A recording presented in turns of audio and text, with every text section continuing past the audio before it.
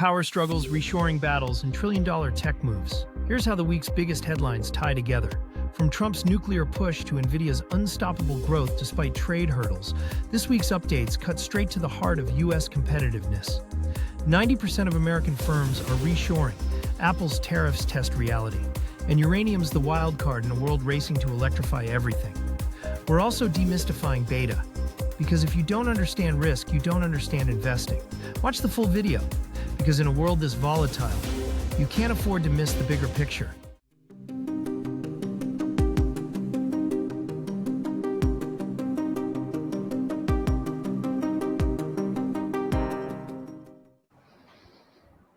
Hi everyone, I'm Gary Brode from Deep Knowledge Investing. We work with hedge funds, family offices, registered investment advisors, and individuals like you to help you get better returns in the stock market. I'm here with our host, Rob Farian. He's the CEO and founder of Flying V, our digital marketing partner. Rob shows up today in a dark black shirt. I am here with a slightly darker black shirt for you Archer fans. Rob, how's your week been? So far, so good, Gary. Just a crazy Monday. Seems like they get busier and busier. A lot of good stuff happening. So really excited to be here. Talk about the market, things that are going on this week. Hopefully get you kicking off. I think we're going to be distributing this at a set time, or at least trying to as close as we possibly can, assuming no technical blips or any issues there. But dropping this 9 a.m. Eastern time. Every Tuesday, right before the market opens, to get you all the information that you need on this week's version of the 5 things. So that's something to keep in mind. We'll get you all the information consistently, which is one of the most important things in the world, if you ask me. Yeah, it definitely is. And for those of you who want to get the information a day earlier, our premium subscribers get the written version of the 5 things a whole day in advance. They get it on Monday mornings before the market opens. Yep, great stuff and great point there, Gary. If you head to our website, just give us your email. That's all we need. We'll get you added to that list. All right, Gary, today we're talking the reshoring issue. We're getting caught up on uranium. Obviously been a fun week and a half in those markets. We're talking the reshoring of production, obviously, as evidenced by the title of the issue. Nvidia makes another appearance. Apple as well, for our Apple fans that are out there. I did recently purchase a MacBook Pro. It's been quite the experience for me. And then finally, we'll get to our educational topic. The 5th thing, we're talking about what is beta and what does that mean, right? Alpha, beta. Seems like those terms like to get thrown around by the finance bros in this particular space. So we'll break all of that down for you on this version of the 5 things. Gary, ready to get into it? Anything before I intro our first thing? No, let's go. Cool. Gary, first thing we're talking about uranium. Where's the market going to go to get enough supply? That's the question you're going to answer for us in this first thing, Gary. Thing number 1, President Trump puts in a bid on uranium. What do we need to know? All right, so first of all, Rob, the U.S. nuclear regulatory policy, combined with the effectiveness of environmental activists, have ensured that in the last 40 years, only 2 nuclear plants have been planned and built in the United States. During that 40 years, there have been 6 other plants that were completed, but they were started earlier and took decades to build. The point is, we have really stopped building nuclear plants. And the issue with that is that the US needs more power generation capacity. And the truth is, building more carbon-based energy production isn't politically viable. Whether you want it or not, it doesn't matter. It's not going to be built. The fact is, if you want reliable power that isn't carbon-based, the answer is going to have to be nuclear. Wind and solar are too intermittent to power AI data centers. That's going to require nuclear power. And beyond all of that, right, if you want to have lots of EVs, the electrification of everything, we don't have the capacity for all this. Again, nuclear power needs to be built, and there are all kinds of regulatory issues. So this last week, President Trump actually found a way to cut through all of the regulatory red tape. He intends to build nuclear plants on military bases. Now, some people might say, hey, wait a minute, that'll take too long, it'll take decades, but there's new technology. Everybody's thinking about like the Gen 3 nuclear plants. Those are the ones that you'd see on The Simpsons with the giant, cooling towers. But the new ones, the SMRs, the small modular reactors, the new nuclear, these things fit in a shipping container and can power, a whole hospital, or, take a few of them to power an entire city, or to power one of these AI data centers. And, they work, and they only need to be refueled, some of them every, 10, 20, 30 years. So it actually is something that could be done during this term. These things typically can be built in about 1 to 2 years. And with the regulatory, you're probably looking at like 2 to 3 years to get something done. It actually could be done within his term. Gary, super interesting. And I'm curious I know you're bullish on uranium, and you've been talking about uranium longer than anyone. I know there's a few others out there, but, even in the written version of the 5 things, hopefully we can show up the graphic here. Going back to 20, we've seen kind of flat, maintain, and then you got that AI spike, right, from 22 until earlier earlier in 24, right? ChatGPT coming online. You talk about the need for AI, uranium, and nuclear, obviously a big driver there. But we've obviously seen a little bit of a pullback, getting us from about the $80 price per pound down to about $50 price per pound where it sits now. I know you're still bullish on uranium. Tell me why you think it's still a good entry point. So, Rob, this is one of these things where my thesis is so ridiculously simple. It's like a back of the envelope thesis. Current demand exceeds current production. And the difference for years has been supplied by dwindling stockpiles based on best estimates of how much storage there is, how much uranium is in storage. There are about 2 years left of storage supply left at current demand rates. After that, here are our options. We need to increase supply or cut demand. And remember, if it takes a while to adjust supply doesn't adjust quickly, right? It's not like, you can go out and just produce more uranium. You need to start mining it. And that doesn't happen overnight. The only thing that can adjust in a situation like that is the price. And by the way, all of this is happening at the same time that reactor lives are being extended. Multiple decommissioned plants are being recommissioned. That's something that's never been done before, but 3 of them are being done in the United States right now. One in Pennsylvania, one in Michigan, one, I can't remember. I want to say Wisconsin. It might be Minnesota. Somebody help me out on that. Put it in the comments, please. I'm drawing a blank on where the third one is. And the world is building new plants. China is building a huge new nuclear fleet. So here's the thing. New demand is going to come online before new supply does. And again, the only thing that can adjust is the price. President Trump's move is an effort to secure U.S. energy independence. It's something he's talked about for years. There's more demand coming, and the U.S. government can outbid anybody for supply. So I actually just increased my uranium position today. DKI subscribers knew about it over the weekend. Great stuff there, Gary. I know we were in tune with that. A couple articles released, I believe it was over the weekend, whenever that was, that hit DKI premium subscribers first. And obviously, what adjustments within the portfolio were being made for that repositioning and readjustment. And Gary, one of the things that you talk about that I love most about AI, and just again, I look at it from the AI perspective, how powerful that is, the deployment of it, the use of the technology, and how powerful. And as you always say, what happens with good technology tends to get used more, which creates more capacity and need for energy, and demand simply tracks it back. So I love the simplicity of the thesis that you bring to the position there. And by the way, Rob, I just want to point out, it was only back in January, just a few months ago, that DeepSeek made everybody think, oh no, the cost of running AI models was going to go down and it was going to kill AI demand. And everybody who was smart said, wait a minute, lower price is going to mean more usage, right? This is how you end up going down the technology curve. Now, I don't actually think DeepSeek has anywhere near the savings they claimed.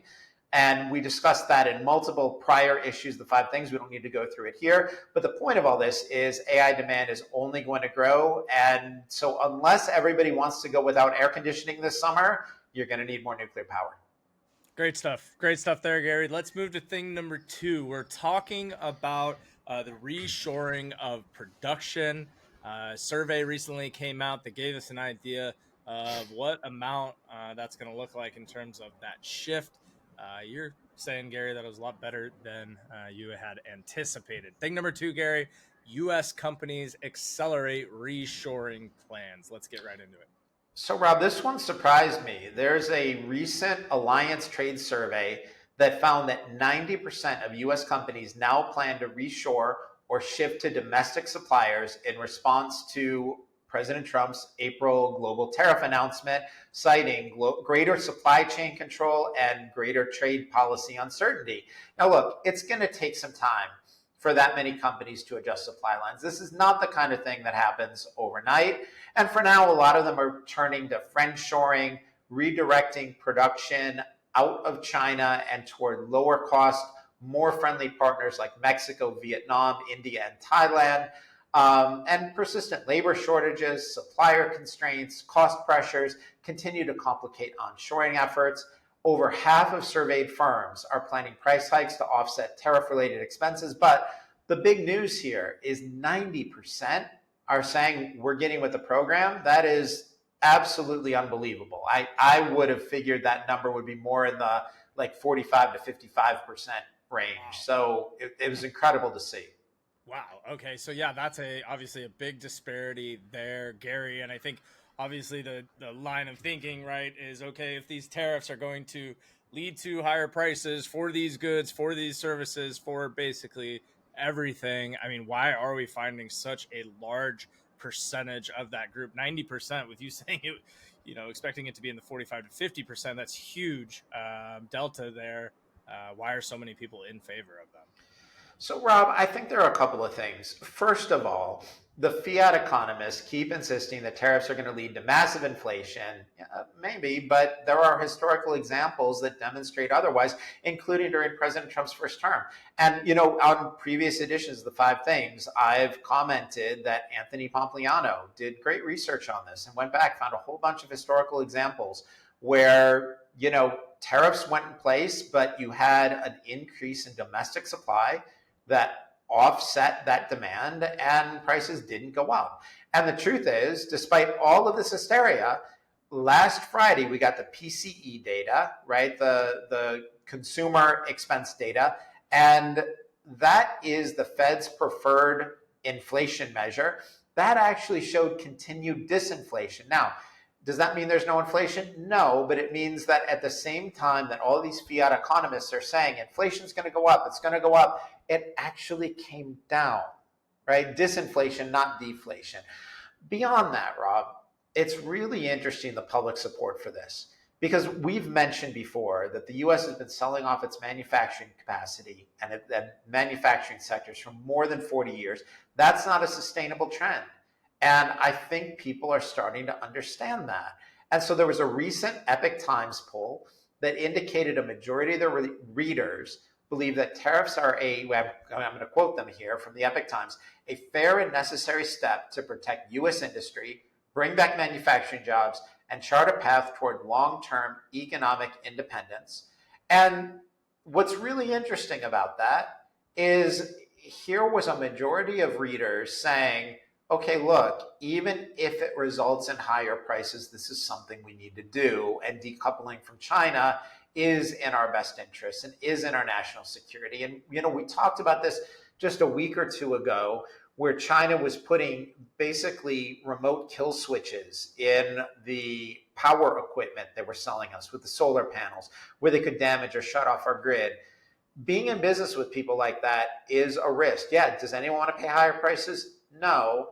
But it's a risk to do business with people who are actively trying to hurt you. Now, look, I'm going to acknowledge something. The Epoch Times readership leans to the right. They lean to the right just like the New York Times or Washington Post readership leans to the left. That's okay. But these respondents indicated they were still in favor of tariffs, even if it meant higher short-term inflation.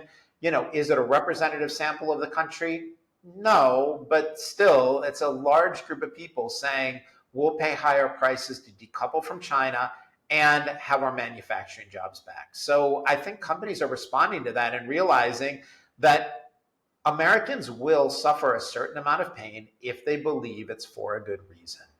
Yeah. Wow. Wow. Yeah, great stuff to take out of that point. And thing number 2 there, Gary.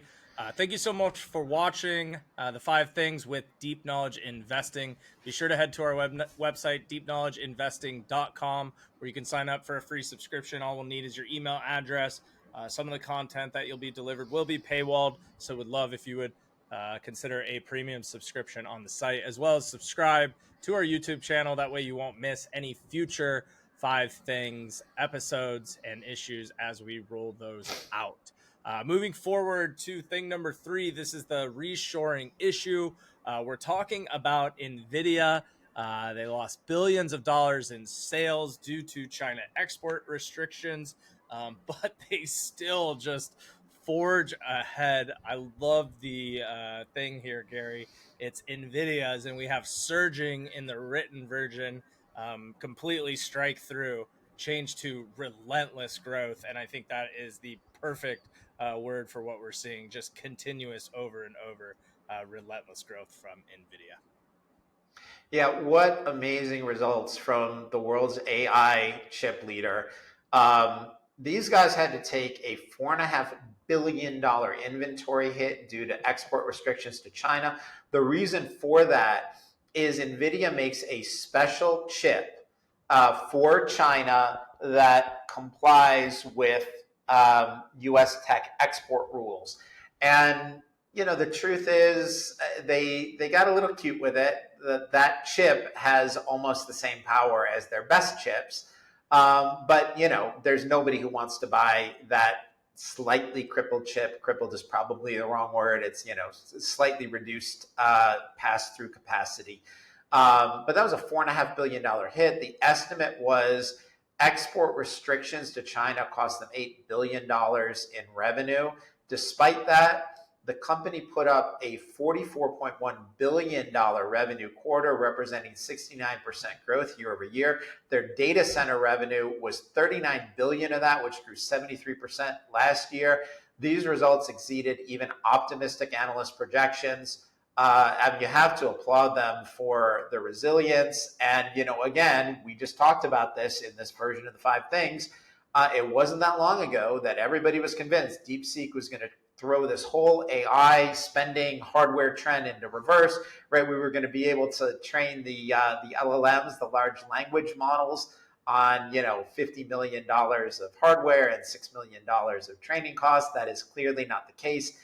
Data center sales are exploding. Companies are pouring billions of dollars into AI model training. Just a phenomenal quarter by Nvidia, the world leader in this growing field. Yeah, it's remarkable, Gary. I mean, just looking at the chart, the written version, right? $5 billion in revenue per quarter to almost $45 billion. Yeah, this is unbelievable. Quarterly revenue in just 2 years. So, and then Jensen Huang, as CEO, is also arguing that the U.S. Should let Nvidia sell to China, right? I mean, is he just talking his book? Does he have a point? Is that even another further unlock for this stock that just seems to be unstoppable? So I'm going to say both to that. Is he talking his book? Of course he is. Guy lost $8 billion in sales to China, right? Like, of course he's talking his book. But does he still have a point? Yeah, he actually does. Let's talk about it. He suggested, and he phrased it very carefully, but he basically used the conference call to say, hey, President Trump, these export controls are not successful. They're leading Chinese firms to invest in their domestic alternatives. That's increasing China's AI capability. And the truth is, if China can't access the best chips in the world, and Nvidia does make the best chips in the world, then they're going to have to build their own. Now, are Chinese chips as good as Nvidia's chips? No, they're not. But over time, they'll close that gap. That's what always happens, right? And so what he's saying is, we could sell them the chips and we could own the technology. By not selling them the chips, we are forcing them into a position where they have to learn to produce their own. They're going to create their own domestic alternatives. They're going to increase their own AI capability. And, again, you could say, well, he's talking his book. He doesn't want to see a competitor. Okay, fair enough. But let me ask every American watching this, do you want to see a Chinese competitor to Nvidia? Is that in our best interest? And so I think he's got a really good point. And, let's go to the trade spat that came out at the end of last week, over the weekend. President Trump was claiming that China was not living up to their promises. Remember, it was just a few weeks ago that our two countries agreed to a 90-day stand down on some of the tariffs while they talked things over. Part of that was over the rare earth elements that China exports to the US. And part of the deal they made was China has to keep exporting to the US. They can't cut us off. And President Trump is claiming that they've reneged on that deal and they're refusing to ship. Now, China is claiming, no, they've lived up to the deal and, whatever. But the point is, China is in a position to dictate that part of the negotiation because they have something that we need. And so I think Jensen Huang has a point. Trying to encourage China's reliance on U.S. suppliers for critical technology might give the U.S. more leverage in future negotiations. Wouldn't we rather be in a position where a president can say, if you don't do what we want, like China's saying, you don't do what we want, we're going to cut off your rare earth elements. Well, what if we were able to say, we'll cut off your AI chips? And somebody might say, well, wait, we just did that. Great, but now we fired that shot and they're working on building their own. So getting them addicted to our product and reliant on our product might actually be the better foreign policy move. Now, the truth is, this is a complicated issue. I don't know the right answer on it, but I do think that, you're asking, is Jensen Huang talking his book or does he have a valid point? And I'm going to go with both. Yeah, very interesting perspective on both sides and seeing how that would play out. And Jensen Huang definitely presents great points on both sides. Gary, now moving to Apple, right, and we're talking about onshore manufacturing or reshoring manufacturing earlier. They've been threatened with tariffs if it doesn't onshore. Now, the problem that we're seeing is the U.S. not even maybe having the feasibility or the capability to take on that type of workforce. Thing number 4, Gary, tariff trouble for Apple, but is the U.S. manufacturing a feasible option? Yeah, that's the real issue, Rob. So last week, or it may have been 2 weeks ago, President Trump proposed a 25% tariff on Apple products that weren't manufactured in the US. And everybody's saying, okay, wait a minute. An iPhone fully made in the US could be $3,500. Nobody's going to want to buy that. That clearly isn't going to happen. And by the way, worth pointing out, your $1,000 iPhone, maybe has $500, $600 of cost of goods sold in it. If that's the case and all of that were imported, 25% of that is, so you might be adding another 125, worst case scenario, another $200 to the cost of an iPhone.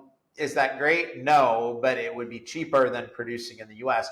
Of greater concern is the fact that we no longer possess the capability in the US of producing high-end electronics. And, that's when we've talked on multiple prior versions of 5 Things about how the U.S. has sold off its manufacturing capacity over the last 4 decades.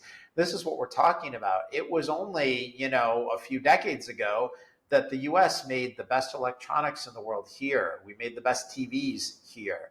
We made automobiles here. And, someone can say, well, we're still manufacturing here. Yeah, but we're buying entire systems, not components, entire systems from overseas. But, we don't make the best chips anymore. We don't make the best electronics. We don't make TVs at all. We're not making stereos or producing computers here. All this stuff is bought from overseas. Dell may be putting some of it together here, but other than that, there's really not a lot of this going on. So I don't know that we have the workforce, the trained workforce, able to produce them here. And that's one of the reasons we need to reshore. I mean, it's a problem when we don't have a workforce that can produce what needs to be made. That to me is the bigger concern, that whether an iPhone costs, $1,000 or $1,200 or $2,000. Yeah, and I think stock chart as well, Gary. You said if the market believed Apple was going to onshore, we'd see more movement down on the stock. I mean, And yeah, I mean, the point of this I mean, is this even a conversation, right? I mean, can Apple produce in the US in any way, in any capacity, or is this just a completely obsolete point? They can't. I would love to see that change, but it's not going to happen, in a time frame that, would allow them to comply with, President Trump's threat. But the truth is, the market isn't, if you look at the stock price, the market isn't really that worried about it. It makes for a compelling headline, but I don't think it's going to change Apple's manufacturing calculus. Um, the US just doesn't have the infrastructure or skilled labor base to absorb iPhone scale production. Right now, they're doing 90% of that production in China. Here's what I think will happen. I think um, that Apple may accelerate token reshoring efforts, and some of it they're going to be able to do. Remember, Taiwan Semiconductor is building fab plants here in the US, so they may be able to move like some of the M1 chip production to domestic production over the next couple of years. And then I think what they may do is expand in countries like India and Vietnam to hedge political risk. And then, go to the president and say, okay, look, we're going to be dealing with Taiwan Semiconductor's US based plant. We're going to have the chips made here in the US. We'll get, a bunch of our assembly out of China and have that in more friendly hands like India and Vietnam. What do you think? Can we make a deal? And, that's probably the kind of thing where, President Trump can claim he gained concessions. And, one of the things the president likes to do is he likes to threaten really big catastrophic kinds of things. And that gets his target to move. And then, he backs down a little bit. I don't think it's the Trump always chickens out trade. I think it's more he threatens, Armageddon to get people to move, and he just wants to get enough of a concession that that he can claim victory on it. And I think that probably will be enough. Yep, definitely makes sense there, Gary, and great breakdown as we look at Apple and their current position. This is the reshoring issue of Deep Knowledge Investing's the 5 things to know in investing for this week. Be sure to head to our website, deepknowledgeinvesting.com. Sign up for a free mailing subscription, be added to our newsletter. You can also use the Ask Gary feature, fire over any questions that you may have about positions, thoughts on the markets, whatever it may be that you want to know. May even see one of your questions end up on this version of the 5 things. Gary, we're going to move on to our final thing, our educational topic. We're talking about beta. And understanding what beta is. Gary, if you wouldn't mind, let's start. What is beta? And please give us a definition. All right, so it's actually really simple. Beta is simply a measure of how your investments compare to the market. So, Rob, here's your quiz for the day. You go out, you buy a bunch of stocks at the end of the year. I tell you your portfolio was up 20%. Are you happy with that? Am I happy with 20%? Yeah. Yeah, I'd be happy with that. All right. Well, what if you found out that, you bought stocks that underperformed the market, and had you bought an S&P 500 index fund, you'd have been up 28%. Now, are you happy with that? Yeah, I think that was the reason for my hesitation, right? There you go. Exactly. And that's the whole point. Beta is a way to measure how your investments do. So, if you think you're a great stock picker and your picks are up 20%, but the market's up 30%, have you really done that great? Right? Or did you just ride part of what the market did? And so, let's quantify it. A stock with a beta of 1.4 would be roughly 40% more volatile than the market, rising or dropping 40% more than the market does. A beta of under 1 would do the opposite. So let's say a beta of 0.6 means the stock would drop or rise roughly 40% less than the overall market. By definition, the market has a beta of 1.0. So that's really all it is. It's are your investments performing with the market or more or less than the market? And then, Gary, oftentimes we hear alpha and beta, right? So can you talk to us about the difference between alpha and beta from an investment standpoint? So alpha is the thing that professional money managers play for, right? That's the thing that we care about. Alpha is a measure of how much your stock picks outperform the market, assuming you have positive alpha. Negative alpha, not good, right? You don't want to be up 20% if the market's up 28%. Now, one of the things that we do in an alpha calculation is we look at overall exposure. So, for example, I tend to run a very heavily hedged portfolio and rely on my stock picking to produce performance, right? So, I'm trying to eliminate beta. I don't want to wake up in the morning, thinking about whether the market is going to be up or down. I really just want to be thinking about my companies and whether those companies will perform well versus the market. So what I'm playing for is I'm playing for almost all alpha, right? I'm just looking for how much my positions will outperform the market. And that's how we look to make money. Somebody who's running an index fund, that's all beta. A lot of the mutual funds, like the U.S. large cap mutual funds, they're closet indexers. And so while their portfolio doesn't exactly match the S&P 500, you'd be amazed at how closely it matches the S&P 500. They're really riding almost all beta. So, you have at one end the market indexes like the S&P 500, that's 100% beta. The mutual funds, like a large cap mutual fund that has performance is very similar to the market, they probably own positions that are similar to the market. That's mostly beta, maybe a little positive or negative alpha, usually negative alpha after fees. What we do at Deep Knowledge Investing, we are really trying to isolate alpha and not think so much about whether the market's going up or down. We're really just focused on our skill as stock pickers. And that's, if you want to get paid for investing, you want to show that your stock picks, that your returns are much more a function of alpha, your skill as a stock picker, than they are of beta, which anybody can get pretty much for free just by buying a market index. Love it. Great breakdown there, Gary. And I think that's the overall value of Deep Knowledge Investing. It's not just the information and what we're putting out on a newsletter on a weekly basis, or even with stock picks or portfolio, but it's just understanding how to make money in the market, regardless of what the market is, right? Good, bad, indifferent. There's winners and losers on every side to every trade. And that's what Gary keeps you dialed in with. Again, we'd love if you'd head to our website, deepknowledgeinvesting.com. This is going to conclude this week's version of the 5 things, the reshoring issue. Hopefully you'll be here same place, same time next week as we kick off Tuesday morning and the market opens. Gary, I'll turn it over to you for the final closing thoughts. Well, Rob, as usual, I want to thank you and the team at Flying V.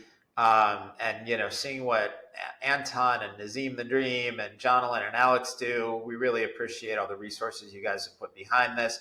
Another great week by DKI interns, Cash and Crow and Samaksh Jain.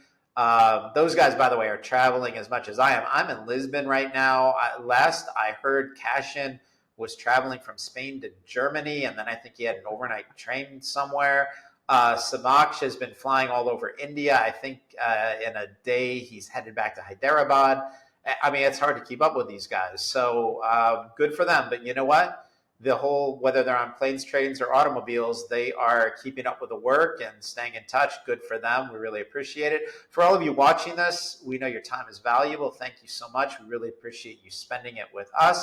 If you want to give us a like or subscribe, we'd appreciate it. But hey, do what you want. We're not the boss of you. Looking forward to seeing you next week. Thanks, everybody. Appreciate your time.